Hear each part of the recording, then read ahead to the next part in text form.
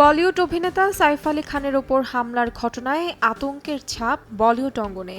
এমন কঠিন পরিস্থিতিতে একাই সবকিছু সামলে নিচ্ছেন কারিনা কাপুর খান। এদিকে সেই রাতের ঘটনার পরই জেহ ও তৈমুরকে নিজের বাড়িতে নিয়ে যান কারিনার বোন অভিনেত্রী কারিশমা কাপুর।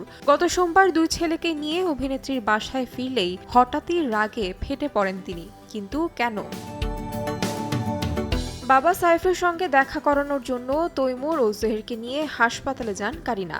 সেখানে দুই সন্তানকে শান্ত রাখার জন্য খেলনা অর্ডার করেছিলেন তিনি। অভিনেত্রী যখন খেলনাগুলো ডেলিভারি বয়ের কাছ থেকে নিচ্ছিলেন, ঠিক তখনই সেই মুহূর্ত ক্যামেরাবন্দি করে সামাজিক যোগাযোগ মাধ্যমে ছড়িয়ে দেন ফটোগ্রাফাররা। আর তা দেখেই মেজাজ হারান কারিনা। সামাজিক যোগাযোগ মাধ্যমে ছড়িয়ে পড়া ওই ভিডিওর স্ক্রিনশট শেয়ার করে অভিনেত্রী লিখেছেন, এখন এসব বন্ধ করুন, আপনাদের মন বলতে কি কিছুই নেই, দয়া করে আমাদের একটু একা থাকতে দিন।